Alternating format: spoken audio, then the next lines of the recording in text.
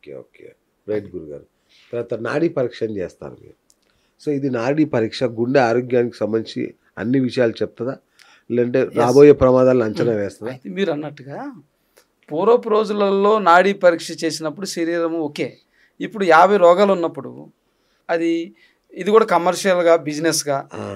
ఒక అయిపోయింది. గుర్తింపు చేసుకునే దానికి ఇప్పుడు 5 రోగాలుంటాయి. ఈయనకి ఆ రోగం ఉందని చెప్తారు. తగులుతుంది కదా! అవును. ఇప్పుడు సార్‌తో నేను మాట్లాడాను. అవును.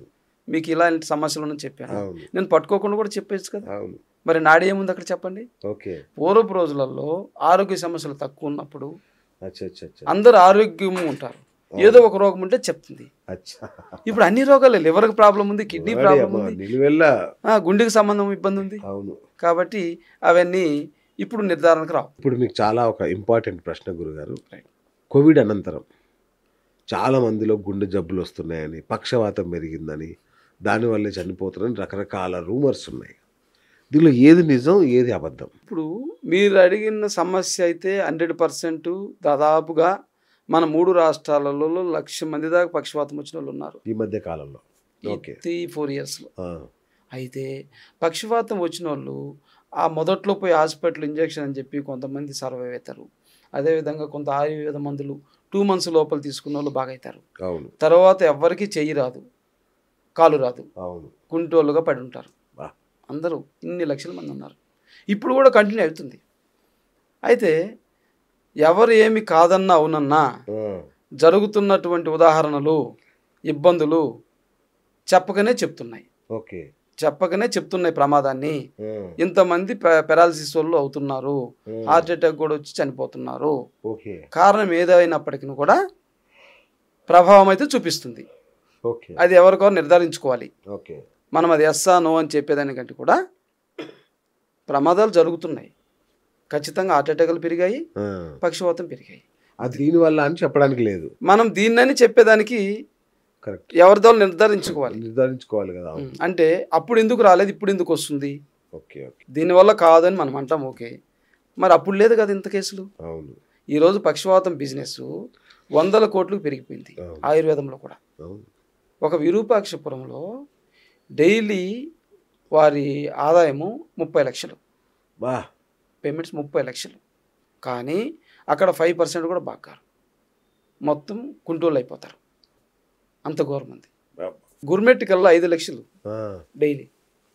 ఇవి సెంట్రల్ మనకు 2 రాష్ట్రాలలో. ఆ! ఇట్లా చాలా ఉన్నాయి. ఇండియాలో చాలా ఉన్నాయి పారాలసిస్ సెంటర్లు. ఆ! ఇవి కోవిడ్ తరువాత వీళ్ళ బిజినెస్లు స్పీడప్ అయ్యాయి, ఓకే.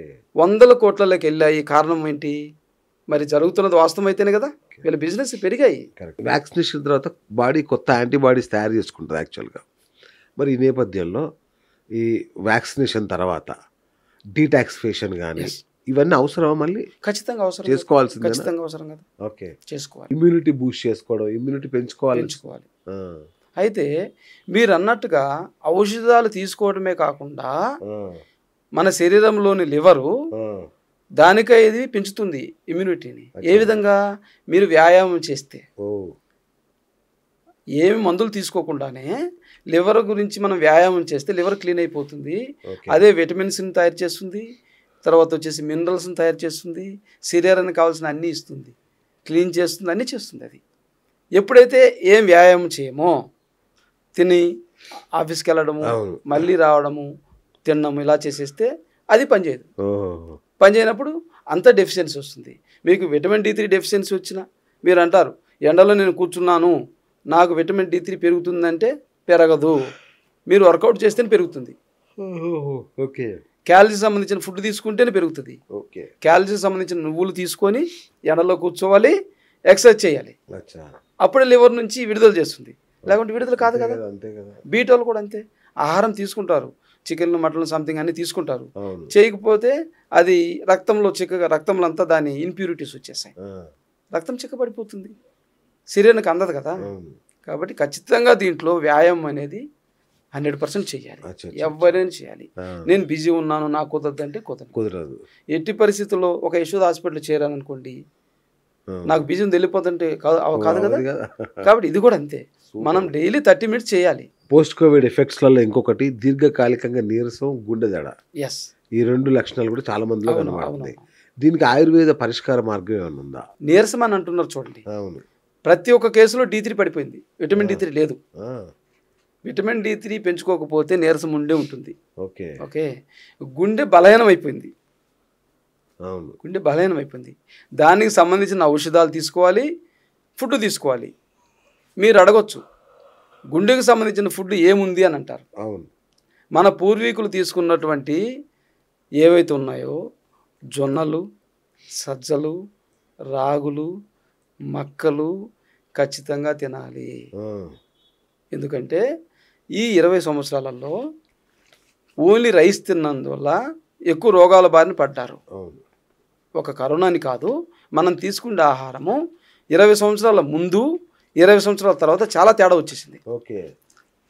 అప్పుడు వచ్చేసి ఖచ్చితంగా ఒక పూటైనా మనము మన ఫుడ్ తినేవాళ్ళం. మన ఫుడ్ అంటే మన ప్రాంతంలో తయారయ్యేది. ఆ, జొన్న రొట్టె, జొన్న గట్టక, అవును. అవి తినేటోళ్ళం. అవును. ఇప్పుడే పూర్తిగా లేదు కదా. ఎంతమంది తింటున్నారు? రోజుకు ఒక్కసారైనా కానీ తినరు కదా. అస్సలు. మేము ఖచ్చితంగా తింటాం, ఒకసారి రోజులు ఖచ్చితంగా తినాలి. అవునా? రాగి సంగటి తినాలి, ఆ, జొన్న రొట్టెని తినాలి, జొన్న గట్టకైన తినాలి. ఇవి ఖచ్చితంగా ఒకప్పుడు తినాలి. ఓకే. మీరు 2 పూట్ల రైస్ తిన్నారనుకోండి, కదా. ఆటోమేటిక్గా రక్తం చిక్కగా అయిపోతుంది. ఎందుకంటే ఫైబర్ తక్కువ ఉంటుంది, గ్లూకోజ్ ఎక్కువ ఉంటుంది అది. రైస్లో. 20 సంవత్సరాల ముందు రైస్ వేరే, ఇప్పుడు తినే రైస్ వేరే. మనం అవును. ఇప్పుడు మన దగ్గర తినే రైస్ లో మనం కర్రీస్ కలుపుకుంటాం కదా, ఎస్, కలుపుకొని తింటాం కదా, అప్పుడు ఫైబర్ వచ్చినట్టే కదా. అలా కాదు కదా. మనం తీసుకునే ఆహారం, రోజువారీ తీసుకునే ఆహారము ఔషధం లాగా ఉండాలి, విషం లాగా ఉండకూడదు. అది ఎందుకంటే అదైతే ఒప్పుకుంటాను. మీకు 100 రూపాయలు చాక్లెట్ తిన్నట్టు ఒకసారి మనం రైస్ తింటే, ఆ, ఇప్పుడు తినే రైస్ దాని పైన కొట్టేసేసి స్లిమ్ చేసి ఇస్తున్నారు కదా రైస్ని. అవును, అవును. మొత్తం కరెక్ట్, కరెక్ట్. షైనీ అవుతుంది కదా. అవును. అదేవిధంగా ఓన్లీ బీపీటీ సన్నబియ్యం తింటున్నాం కదా, దొడ్డు బియ్యం తినట్లేదు కదా. అయితే మీరు అనొచ్చు, సన్నబియ్యం తింటే ఏమి, దొడ్డు బియ్యం తింటే ఏంటి అని అడగచ్చు మీరు. ఒక లైవ్ ఎగ్జాంపుల్ చెప్తాను. ఓకే. మనం ఇప్పుడు మన తెలంగాణ నుంచి కొడంగల్ దాటిన తర్వాత కర్ణాటక బార్డర్ వస్తుంది. అక్కడ వాళ్ళు దొడ్డు బియ్యం తింటారు, అంటే అంశల బియ్యం, అంశల బియ్యం తింటారు, జొన్న రొట్టె తింటారు, ఆ, సన్నబియ్యం తినరు. అవునా? వాళ్ళకు మనకు తేడా ఇప్పుడు చెప్తాను, మీరు వండర్ అయిపోతారు. 5 మంది సంతానం కలుగుతుంది వాళ్ళకి. ఆ, ఇక్కడ ఒకరికి దిక్కు లేదు. అస్సలు మొత్తం హాస్పిటల్లో అంటున్నారు పిల్లలు. ఎస్, మరి తేడా కనిపించలేదా? అన్ని రైసులు ఒకటే, అంతా ఒకటి అంటారు కదా. వాళ్ళు ఫంక్షన్కి వెళ్ళరు, అక్కడంతా సన్నబియ్యం పెడతారు, మేము పోమంటారు ఫంక్షన్కి. ఓడియా. 5 మంది పిల్లలు ఒక్కొక్కరికి. ఆ, ఈ రోజుకి జొన్న రొట్టెలు 2 పూటలు తింటారు అక్కడ రాయచూరు జిల్లా మొత్తం. ఓకే. దొడ్డు బియ్యం తింటారు, హంసల బియ్యం తింటారు, సన్నబియ్యం తినరు. కాబట్టి ఆహారం అనేది ఔషధంలాగా పనికొస్తుంది వాళ్ళకి, మనకు విషంలాగా పనికొస్తుంది. వాళ్ళు బిర్యానీలు తినరు, అవును. కోడి బిర్యానీలు, ఆ, అదేవిధంగా పానీపూరి తినరు, అంటే మైదా ఫుడ్ గురించి చెప్తున్నా. ఇంకా పిజ్జా, బర్గర్, సంథింగ్ ఇవి రకరకాలు ఉన్నాయి కదా, ఇవి వాళ్ళకి తెలియని మీరు ఎప్పుడు తినలేదు పిజ్జా బర్గర్? అస్సలకి నాకు తెలియదు. అయితే ఏమంటున్నానంటే సార్, అంటే వాళ్ళు అంత గట్టిగా ఉన్నారు, సంతానం అనేది లేకుండా గట్టితనం ఎక్కడుంది? అంతేగా. మానవ జాతిలో సంతానం కలగకుండా ఇంకా గట్టితనం ఏముంది? ఏముంది చెప్పండి. అవును. కాబట్టి ఆహారం ఇంత తేడా ఉందని చెప్పేదని మీకు చెప్పా. ఓకే. దొడ్డు బియ్యం తింటే ఏమవుతుంది, సన్న బియ్యం తింటే ఏమవుతుంది అనే దాని గురించి